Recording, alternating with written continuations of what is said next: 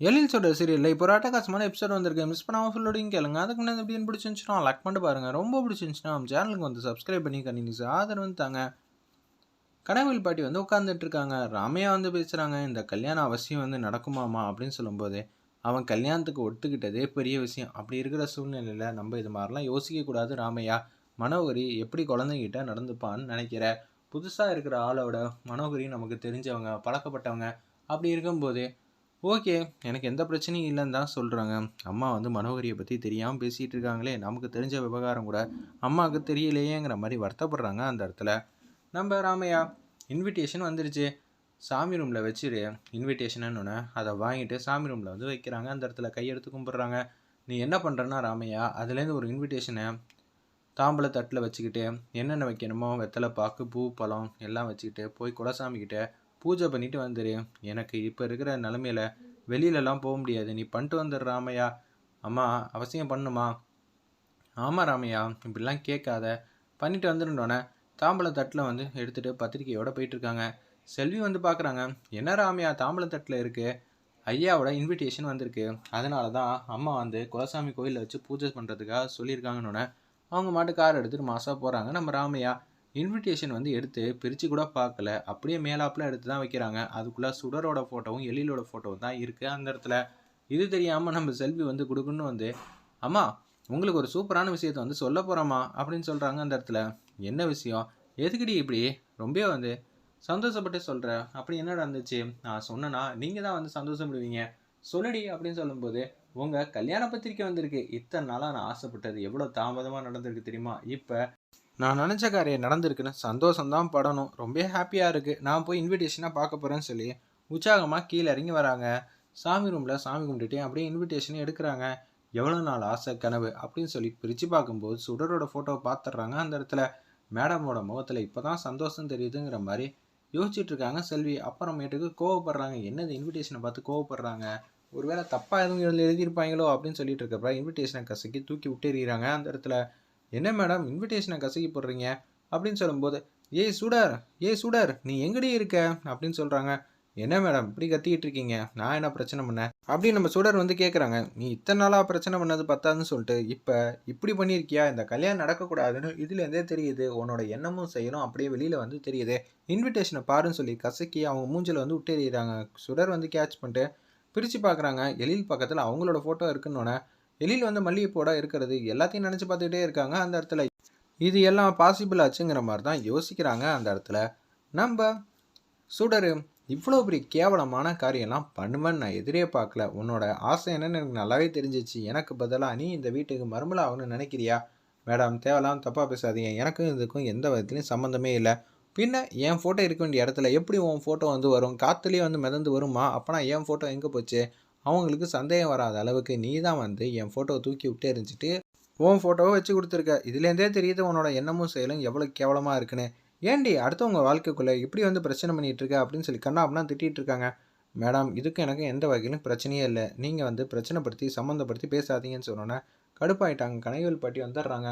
ஏன் இவ்வளோ கோவமாக இருக்கேன்? நான் இன்விடேஷனை ஆசையாக பார்க்க இருந்தேன், ஆனால் என்ன நடந்துச்சு தெரியுமா அப்படின்னு சொல்லி அந்த இடத்துல வந்து இன்விடேஷனை கொடுக்குறாங்க. தூக்கி வாரி போட்டு தான் அவங்களுக்கும் எப்பட்றா அது நம்ம தானடா பேப்பரில் வந்து 2 பேரோட ஃபோட்டோ வச்சு கொடுத்தோம், இது எப்பட்றா வந்து நடந்துச்சுங்கிற மாதிரி தான் யோசிக்கிறாங்க. ஒரு பக்கம் எனக்கு இதுக்கும் எந்த சம்மந்தமும் இல்லைன்னு சுடர் வந்து பேசுகிறாங்க. அது எப்படி சம்மந்தம் இல்லாமல் இருக்கும்? ஃபோட்டோ வந்து கை முளைச்சி கால் முளைச்சி அதுவாக வந்து உட்காரும், நீ மாற்றிருக்கணும், இல்லாட்டி கனகவேல் அம்மா வந்து மாற்றிருக்கணும். 2 பேரில் யாராவது ஒருத்தர் தான் மாற்றிருக்கணும். அப்படி இருக்கும்போது அவங்க பையன் கல்யாணத்தில் அவங்களே பிரச்சனை பண்ணுவாங்களா? நீ தானே இந்த வீட்டுக்கு அண்ணியா, நீ தானே மாற்றுவ அப்படின்னு சொல்லிட்டு இருக்காங்க. நம்ம செல்வி தேவையில்லாமல் பிரச்சனை பண்ணிகிட்டு இருக்காத. பின்ன என்னம்மா இவ தப்பு பண்ணதும் இல்லாமல் இந்த தப்புக்கும் எனக்கு எந்த சம்மந்தமும் இல்லைங்கிற மாதிரி பேசிகிட்டு இருக்கா? இதுலேருந்தே தெரிய வேணாமா இவ எவ்வளோ பெரிய கேடின்னு அப்படின்னு சொல்லிட்டு இருக்காங்க. எனக்கு இதுக்கு எந்த சம்மந்தமும் இல்லை, தயவு செஞ்சு புரிஞ்சுக்கங்கன்னு சொல்லும்போது கனகவல்லி பாட்டி வந்து சொல்கிறாங்க நம்ம மனோர்கிட்ட, நான் வேணா உங்ககிட்ட மன்னிப்பு கேட்குறேன். நீங்கள் எதுக்கு ஆண்டி என்கிட்ட மன்னிப்பு கேட்குறீங்க? அந்த இன்விடேஷனை வந்து நான் தான் ரெடி பண்ண சொன்னேன், ஆனால் அதில் ஃபோட்டோ வந்து உன்னோட ஃபோட்டோவும் எழிலோட ஃபோட்டோவும் இருக்கான்னு நான் செக் பண்ணியிருக்கணும். சுடரோட ஃபோட்டோ எப்படி வந்துச்சுன்னு தெரியல. இன்னொன்று அந்த இன்விடேஷன் வந்து கொடுக்குறப்ப இங்கே சுடர் இல்லவே இல்லை, நான் தாம்மா கொடுத்தேன், இது என்னோட தப்பு தான் அப்படின்னு சொல்லிட்டு சுடர் நீ முதல்ல உள்ளே போனோன்னா அவங்க மட்டும் ரூமுக்கு போயிட்டு கதை வந்து தாப்பு போட்டுக்கிட்டாங்க. ஆண்டி என்ன தான் மன்னிப்பு கேட்டாலும் என் மனசு வந்து ரொம்ப வந்து துடிக்குது. நான் என்ன செய்யணும்னு எனக்கே தெரில. அவ்வளோ கஷ்டமாக இருக்குது. இவ்வளோ கல்யாணத்துக்கு என்ன பண்ண போகிறீங்க? கார்டனுக்கு எடுத்துகிட்டு வா அப்படின்னு சொல்லும்போது கார்டனுக்கு எடுத்துகிட்டு வராங்க. ஒரு பக்கம் நம்ம ராமையா வந்து கோயிலுக்கு வந்து போகிறாங்க. என்ன விசேஷம்? ஐயாக்கும் அம்மாவுக்கும் கல்யாணம் நடக்க போகுது. அதுக்காக தான் வந்து கோயிலில் வச்சு பூஜை பண்ணிட்டு எடுத்துகிட்டு வர சொன்னாங்கன்னா கோயில் சாமி பாதத்தில் வச்சு அப்படியே பூஜை வந்து பண்ணிகிட்டு இருக்காங்க. எல்லாம் வந்து அர்ச்சனை வந்து பண்ணிகிட்டு இருக்காங்க. அந்த இடத்துல ஒரு பக்கம் சித்தர் வந்து சிரிச்சுக்கிட்டே இருக்காரு. சாமி பாதத்தில் வச்சு பூஜை பண்ணியாச்சு, இந்த கல்யாணத்தை யாராலையும் நிப்பாட்ட முடியாது அப்படின்னு சொல்லும்போது, அச்சச்சோ மனோகரி நம்ம வீட்டுக்கு மருமகளா? இதெல்லாம் செட்டே ஆகாதே. நம்ம அம்மா இருக்க வேண்டிய இடத்துல மனோகரியெல்லாம் இருந்தால் செட் ஆகாதுங்கிற மாதிரி தான் யோசிக்கிறாங்க. ஆனால் அந்த கல்யாண பத்திரிகையில் வந்து மனோகரிக்கு பதிலாக சுடரோட ஃபோட்டோ தான் ஒட்டியிருக்கு. இது தெரியாமல் தான் வந்து ராமையா வந்து யோசிச்சுட்டு இருக்காங்க. யார் நினச்சாலும் இந்த கல்யாணத்தை வந்து நிப்பாட்ட முடியாது. கல்யாணம் வந்து கண்டிப்பாக நடக்கும். எழிலுக்கும் அந்த பொண்ணுக்கும் தான் கல்யாணம் நடக்க போகுது. நீ தப்பாக வேண்டிக்கிற, நீ நினச்சதெல்லாம் நடக்காது ராமையா, நடக்காது அப்படின்னு சொல்லிட்டு அந்த இடத்துல போகிறாங்க. ஆனால் மணப்பெண் பேர் சுடர்னு மட்டும் சொல்லாமல் பாக்கி எல்லார் பேரும் வந்து சித்தர் சொல்லிட்டு அங்கேருந்து கடந்து போகிற மாதிரி காட்டுறாங்க. என்னடா அது இப்படியெல்லாம் நடந்துச்சுங்கிற மாதிரி யோசிக்கும் போது நம்ம மனோகரி வந்து சோகமாக வந்து உட்காந்துக்கிட்டு இருக்காங்க. எழில் ரூம்குள்ளே என்ன ஆச்சு? உடம்புக்கு எதுவும் பண்ணுதா? உடம்புலாம் நல்லா தான் இருக்குது, மனசு தான் சரியில்லை. மனசு ஏன் அலைப்பாய விடுற? அது தப்பு தானே. நான் என்ன பண்ணுறது எழிலே? வீட்டில் ஏதோ பிரச்சனை வருது. இன்றைக்கி என்ன தெரியுமா நடந்துச்சுன்னு சொல்லி அந்த இடத்துல வந்து இன்விடேஷனை வந்து காட்டுறாங்க. இப்படியெல்லாம் நடந்துச்சா? ச்சே, என்னால் புரிஞ்சிக்கவே முடியலையே அப்படின்னு சொல்லி வச்சுட்ருக்காங்க. இந்த கல்யாண நாளடைவில் நடக்குமா நடக்காதான்னு தெரில.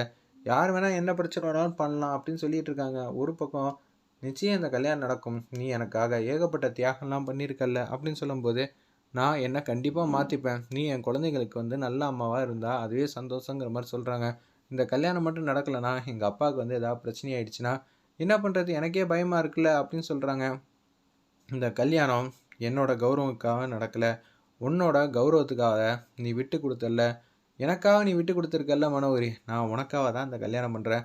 அதனால் நீ எதுக்கும் கவலைப்படாதுன்னு சொல்லும்போது எனக்கு இப்போ தான் ஹாப்பியாக இருக்குன்னு எழில வந்து கட்டி பிடிக்கலான்னு சொல்லிட்டு கிட்ட வராங்க. உடனே கையெடுத்து விட்றாங்க. அந்த இடத்துல நம்ம எழில, நீ ஆசை கனவெல்லாம் வந்து எதிர்பார்க்காத. எனக்கு என்னோடய மனைவினா அது இந்துமதி மட்டும்தான்.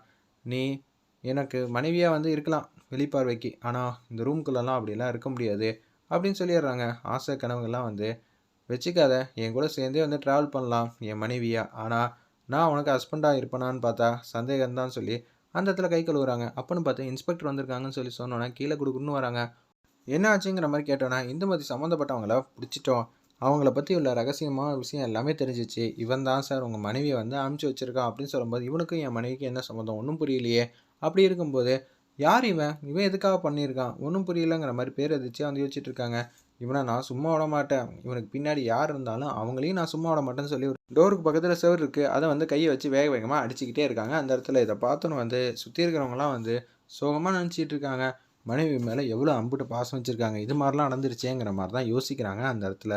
ஒட்டுமொத்த குடும்பமும், சார் இவனையும் சரி இவனுக்கு சுற்றி இருக்கிறவங்களையும் நான் பழி வாங்குறேன்.